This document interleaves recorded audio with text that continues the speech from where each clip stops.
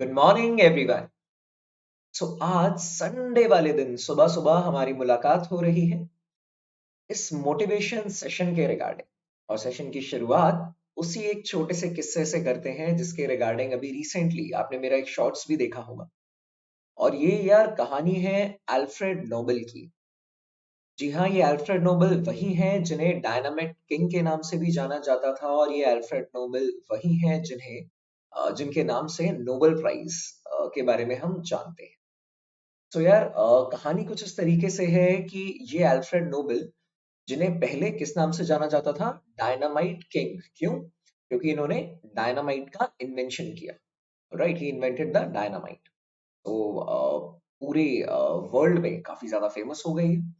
और एक वॉर की सिचुएशन में इनके ब्रदर की डेथ हो गई। न्यूज़पेपर में ना एक कॉलम होता है, ओबिचुअरी कॉलम। ये कॉलम वो कॉलम होता है जहां पे डेथ के नोटिसेस दिए जाते हैं। ठीक है। तो एक्सीडेंटली न्यूज़पेपर एडिटर्स की गलती की वजह से और अल्फ्रेड नोबेल के ब्रदर की ओबिचुअरी न्यूज देने की बजाय अल्फ्रेड नोबेल के रिगार्डिंग उनके डेथ का नोटिस दे दिया गया। और एक मॉर्निंग में उठ के जब वो न्यूज़पेपर पढ़ते हैं तो वो देखते हैं विद अ ह्यूज शॉक कि भाई यहाँ तो मैं अपने ही डेथ की न्यूज पढ़ रहा हूँ। राइट। बट उस इवेंट में इस बात से ज्यादा शॉकिंग कि वो खुद अपने ही डेथ की न्यूज पढ़ रहे हैं, एक और बात थी। वो बात ये थी कि उस न्यूज में, उस नोटिस में ये लिखा हुआ था that the merchant of death is dead. आम शब्दों में, मौत के सौदागर की मृत्यु हो गई। समझ पा रहे हो? So the person Alfred Nobel, जिन्होंने अपनी पूरी लाइफ में उन्हें लगता था उन्होंने अपनी इतनी रिस्पेक्ट अर्न की, उन्होंने इतना फेम अर्न किया, उन्होंने इतना पैसा अर्न किया। इस स्टेटमेंट को पढ़ते ही उनकी अंतरात्मा में एक छोटी सी आवाज आई, उनके मन में एक छोटा सा सवाल आया, this is how I am gonna be remembered. क्या लोग मुझे मेरे जाने के बाद इस तरीके से याद रखेंगे, that the merchant, I was a merchant of death. Right, getting the idea. So इस बात के चलते उन्हें ये रियलाइज हुआ कि नहीं यार, मैं अपनी लाइफ को ऐसा नहीं चाहता। मेरा अपनी लाइफ में केवल यही गोल नहीं है। मैं ये नहीं चाहता कि मेरी जाने के बाद लोग मुझे ऐसे ही याद रखें। ऑलराइट। तो उन्होंने क्या किया, अपनी पूरी लाइफ, पूरी पूंजी, जो कुछ भी उनके पास एसेट्स थे, उन्होंने वो सारे एसेट, सारी संपत्ति अपनी डेडिकेट की और नोबेल प्राइज की शुरुआत की। राइट। और एक बहुत इंटरेस्टिंग सी बात मैं तुमको बता देता हूँ यार। अल्फ्रेड नोबेल का पर्सनली मैथमेटिक्स में बहुत ज्यादा इंटरेस्ट नहीं था, इसीलिए जो नोबेल प्राइज निकाले गए वो मैथमेटिक्स के अलावा बाकी सभी चीजों के लिए निकाले गए। तो यार, moral of the story is that it's never too late to start over. पहली बात, कभी भी ये नहीं सोचना है। आप में से बहुत सारे बच्चे मुझसे अक्सर सवाल पूछा करते हैं कि सर, अब हमारी 11th तो बर्बाद हो गई, क्या हम 12th में मेहनत करेंगे तो क्या हम आईआईटी निकाल पाएंगे? सर, क्या आप जाके बैचलर्स परस्यू करेंगे तो क्या आईआईटी निकाल पाएंगे? तो यार, हमेशा ध्यान रखो that it's never too late to start over. Life तुम्हारी है, लाइफ तुम्हारी है, स्टोरी तुम्हारी है, उस स्टोरी के हीरो तुम हो। तो हमेशा ध्यान रखना यार, स्टोरी भी खुद में हीरो होनी चाहिए। और जब उसके राइटर भी तुम हो, उसके हीरो भी तुम हो, तो क्यों ना स्टोरी भी ऐसी लिखी जाए जो खुद में हीरो भी हो और which must be worth reading, right? So always remember this thing कि कभी भी देर नहीं होती यार किसी भी अच्छे काम की शुरुआत करने की। आपको पढ़ाई करनी है, आप अब से शुरुआत कर दीजिए, बिना ये सोचे कि इसका रिजल्ट क्या आने वाला है। रिजल्ट तो आएगा ही यार, रिजल्ट तो एक बाय प्रोडक्ट है ना? क्या मेन काम क्या है? मेन काम है यार आपका और हमारा एफर्ट डालना। रिजल्ट तो क्या है उसका? एक बाय प्रोडक्ट है ना? बाय प्रोडक्ट क्यों बोलता हूं मैं? क्योंकि यार, जिस तरीके से आप एक एक एक गोल के पीछे भाग रहे हैं, जिस तरीके से आप यू नो एग्जाम है उसके लिए एफर्ट मार रहे हैं, ऐसा हो ही नहीं सकता कि आपके एफर्ट्स काउंट ना हो। यार एफर्ट्स तो ना हमेशा ही काउंट होते हैं, एफर्ट्स हमेशा ही काउंट होते हैं। आप रियलाइज करो या ना करो, आपने कभी भी किसी चीज के लिए अगर कोशिश की है तो वो कोशिश काउंट जरूर होती है। वो कोशिश कामयाब होती है या नहीं होती है, वो उस कोशिश की इंटेंसिटी पे डिपेंड करता है, लेकिन वो कोशिश काउंट जरूर होती है। इसका मतलब एक सीधा सा थंब रूल क्या है यार, कि आप फाइट मारो, एफर्ट मारो, कोशिश करो, वो काउंट होगी। और कोशिश अगर बहुत बेहतरीन तरीके से करोगे, बहुत ज्यादा स्ट्रेंथ से, तौर तरीके से, डिसिप्लिन से करोगे, तो यार उसकी इंटेंसिटी भी इतनी होगी कि वो डेफिनेटली सक्सेसफुल। श्योरिटी तो चाहिए, कोशिश करने के बाद सक्सेस की श्योरिटी नहीं चाहिए यार। कोशिश करने के बाद, एफर्ट डालने के बाद उसके काउंट होने की श्योरिटी चाहिए होती है, उसके काउंट होने की सर्टेनिटी चाहिए होती है। उसके बाद वो सक्सेस में कन्वर्ट होगा या नहीं होगा, ये तो यार उस कोशिश की जाने वाली कोशिश की इंटेंसिटी पर डिपेंड करता है। ठीक है, बात समझ रहे हैं? इस बात को हमेशा ध्यान में रखना है यार, कि it's never too late to start over. आप कहीं से भी कभी भी शुरुआत कर सकते हो, कभी भी शुरुआत कर सकते हो, बिना डरे, बिना रुके। ऑलराइट, तो एक इंपॉर्टेंट बात तो यार ये सीखी हमने इस स्टोरी में। दूसरी बात हमने ये सीखी कि अपनी आगे आने वाली लाइफ का डिजाइन कैसा होगा, ये हमारे आज के मोमेंट पे, हमारे इस मोमेंट पे डिपेंड करता है यार, हमारे आज के मोमेंट पे निर्भर करता है। तो मेरी तरह यार सुबह सुबह उठ के अगर तुम में भी फ्रेशनेस आती है, तुम्हें भी ऐसा लगता है कि यार हम कल किसी एक गोल के साथ सोए थे, कल किसी एक गोल के साथ पहले सवेरे उठे थे, फिर पूरे दिन हमने उसके लिए काम किया, फिर जब रात को सोने गए तो सेटिस्फाइड थे कि यार हमने इस गोल के लिए काम किया, एंड कुछ कुछ कुछ कुछ कुछ कुछ डेली करते रहेंगे तो हम गोल के थोड़ा सा और करीब आते जाएंगे। राइट, सो अगर आप भी सुबह उठ के वो फ्रेशनेस फील करते हैं, दिन भर वो स्ट्रेंथ फील करते हैं, और रात में वो सेटिस्फैक्शन फील करते हैं सोने से पहले कि आप गोल के पीछे अपने भागे हो, आप अपने गोल से थोड़ा और करीब आ गए हो, तो यार आप बिल्कुल राइट ट्रैक पे। और इसके बाद क्या होगा, अगली सुबह भी आप उतनी ही फ्रेशनेस के साथ उठोगे, अगले दिन भी उतनी ही स्ट्रेंथ के साथ काम करोगे, और अगली रात को भी उतनी ही सेटिस्फैक्शन के साथ सोओगे, तब जाके बात बनेगी। Getting the idea? सो हम सिंपल सी बात यार ये पढ़ रहे हैं, ये सुन रहे हैं, अभी तो पढ़ाई की बात तो फिर करेंगे। अभी ये सुनने और समझने की कोशिश कर रहे हैं कि क्या अगर हमारी 11th अच्छी नहीं हुई तो हम अपनी 12th को अच्छा कर सकते हैं? बिल्कुल कर सकते हैं। तो क्या हमें भरोसा करना चाहिए कि अगर पढ़ाई करेंगे, यूट्यूब से सीखेंगे, बैचेस बैचेस लेंगे, तो ज्यादा स्ट्रेटेजी के साथ प्रिपेयर करने पे, ज्यादा एफर्ट मारने पे हम आईआईटी करने के और करीब आ जाएंगे? बिल्कुल आ जाएंगे, बिल्कुल, बिल्कुल आ जाएंगे। बात समझ रहे हैं? तो चलो, तो एक बात तो ये रही। तो आज के मतलब इस संडे सेशन में हमने सबसे पहली बात ये सीखने की कोशिश की है यार, कि आज मोरल ऑफ द स्टोरी है वो यही सीखने की कोशिश की है कि रोज खुद से सवाल पूछेंगे कि बॉस, अगर कल कुछ बढ़िया नहीं कर पाए तो क्या आज शुरू से शुरुआत करने की हिम्मत रखते हैं? बिल्कुल यार, हिम्मत भी होनी चाहिए, उसकी चाहत भी होनी चाहिए, और वो काम करने की नीयत भी होनी चाहिए। बात समझ रहे हो? उस काम को करने की हिम्मत, चाहत और नियत तीनों ही बहुत ज्यादा जरूरी है। जरूरत तो है ही, correct? Alright, so this is the first thing. Second thing is, Sunday funday होता है, बिल्कुल होता है सर, लेकिन उसके साथ ही ना यार, अकेडमिकली मेरा मानना है कि आदमी को ना, और वैसे भी आमतौर पर भी आदमी को अपने जीवन के सातों दिन जो है वो एक काम के पीछे नहीं डिवोट करने चाहिए। थोड़ा सा ना, there should be a room for recreation. कोई एक दिन ऐसा होना चाहिए, दिन के कुछ घंटे ऐसे होने चाहिए जहाँ पे आप रिक्रिएशन को समय दे सके। रिक्रिएशन को समय देने का क्या मतलब है यार? रिक्रिएशन को समय देने का मतलब है कि यार जो कुछ भी आप प्रोसेस कर रहे हो, जो आपका काम कर, आम शब्दों में बात करें तो एक सर्टेन टास्क करने का, एक पर्टिकुलर काम करने का आपका एक और तरीका है। यदि आप अपने ब्रेन को थोड़ा सा टाइम नहीं दोगे तो वो आपके अंदाज में, आपके तौर तरीके में डेवलपमेंट नहीं कर पाएगा, और एज अ रिजल्ट आपकी एफिशिएंसी नहीं बढ़ पाएगी, वो स्टेगनेंट रह जाएगी। स्टेगनेंट का मतलब क्या है? कोई बात नहीं, 2 की जगह 4 घंटे काम कर लो, एफिशिएंसी, प्रोडक्टिविटी बढ़ जाएगी। 2 की जगह 4 घंटे काम कर लो, ज्यादा काम हो जाएगा, बट उससे एफिशिएंसी नहीं बढ़ी। ठीक है ना? रिक्रिएशन के लिए समय देने का मतलब क्या है?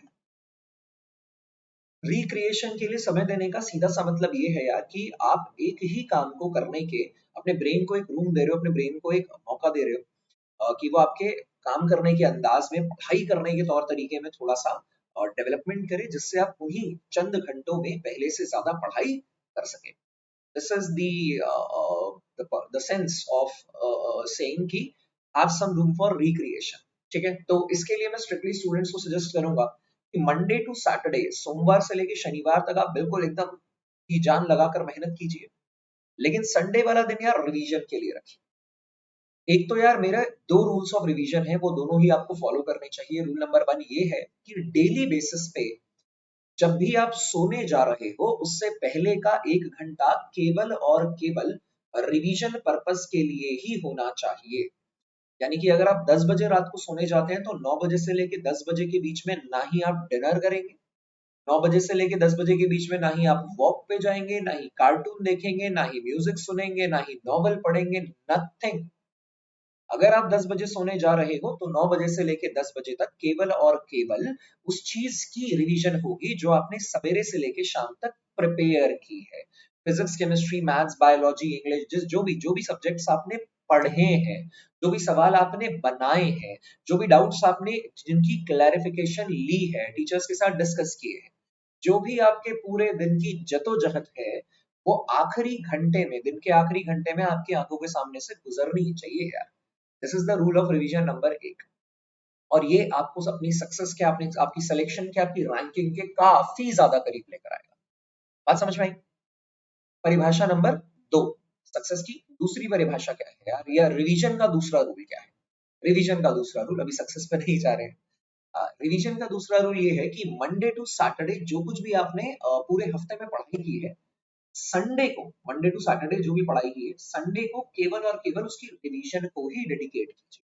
देखो यार, Monday, Tuesday, Wednesday, Thursday, Friday, Saturday, 6 दिन में जो आपने रिवीजन की है रात के एक एक घंटे में, वही रिवीजन जब आप दोबारा सैटरडे को करोगे तो 4 से 6 घंटे के बीच का समय उसमें भी लग जाएगा दोबारा। लेकिन जो कुछ भी आपने पूरे हफ्ते में पढ़ाई की है, वो पढ़ाई करने के बाद भी 2 बार आंखों के सामने से गुजर चुका है। मजाल है कि फॉर्मूले भूल जाओ, मजाल है कि उन्हीं क्वेश्चंस में दोबारा अटको, मजाल है सिलेक्शन ना हो, हो ही नहीं सकता है। राइट, जरूर होगा। राइट, करके तो देखो। और ये काम बहुत ज्यादा दिनों तक नहीं करना है। कितने दिनों तक ट्राई मारना है? केवल 21 दिनों तक। साइंटिफिकली प्रूवन है ना कि जो भी नया काम, जो भी कोई आदत आपको बनानी है, वो 21 दिनों में लग भी जाती है और 21 दिनों में छूट भी जाती है। तो केवल और केवल 21 दिनों तक ये काम करना है। ठीक, यानी कि 3 हफ्ते। आने वाले 3 हफ्तों में आप मेजर चेंज अपनी पर्सनालिटी में, अपने प्रिपरेशन के अंदाज में ऑब्जर्व करने वाले हो, ये मेरा कहना है आपको। Just go for it, experiment करके देखो यार, तभी रिजल्ट्स आएंगे और तभी पता चलेगा कि एक्सपेरिमेंट सक्सेसफुल हुआ या नहीं हुआ। ऑलराइट, इस बात को इम्प्लीमेंट करना शुरू कर दो। ठीक, मैं तो यही कहूंगा आपको। तो पहली चीज आज हमने सीखी आज की इस मुलाकात में कि यार it's never too late to start over. तो मुझसे सवाल पूछना बंद करो कि मेहनत करेंगे तो सिलेक्शन होगा या नहीं होगा, मेहनत करेंगे तो सिलेक्शन। ठीक। दूसरी चीज यार, हमने रूल ऑफ रिवीजन के बारे में बात की, तो संडे आपको कम से कम 4 से 6 घंटे रिवीजन, फिर कम से कम 3-4 घंटे थोड़ा रिलैक्सेशन, जिन चीजों को आप एंजॉय करते हो वो करना है। म्यूजिक सुनना चाहते हो, रीडिंग करना चाहते हो, राइड्स के लिए जाना चाहते हो, सॉरी, राइड्स के लिए जाना चाहते हो, नॉवल पढ़ना चाहते हो, जो कुछ भी आप करना चाहते हो, राइट। तो वो सारी बातें आपको बिल्कुल फॉलो करनी चाहिए। You should like follow, you should you should follow the things you love, right. So यही है छोटी छोटी बातें। अच्छा, इसके अलावा मंथ का आखिरी दिन है कल, या 31 में, ऑलराइट। और मैं भी चाहता हूं कि कुछ टॉपिक्स ऐसे थे जिनकी डिमांड बच्चे मुझसे रेगुलरली कर रहे थे।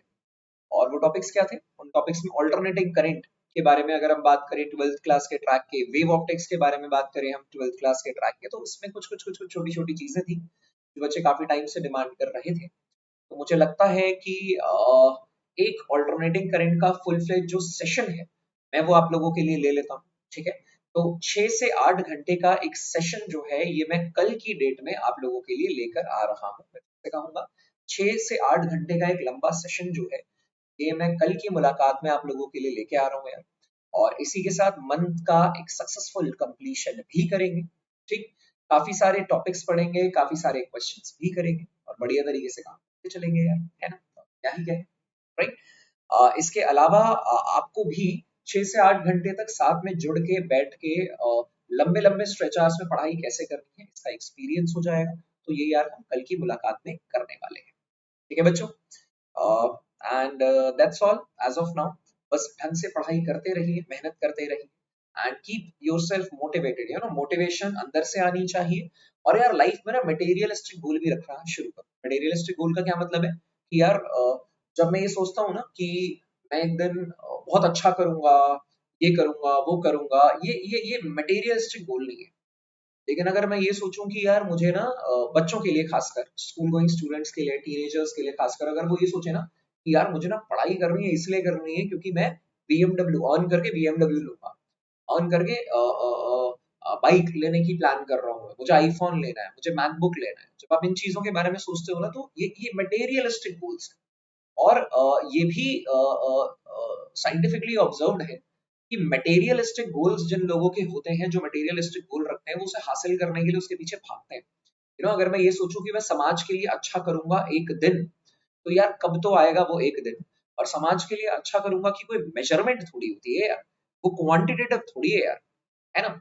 मैं सोशली कुछ अच्छा करूंगा, डोनेशन करूंगा, ये करूंगा, वो करूंगा, दैट्स नॉट क्वांटिटेटिव।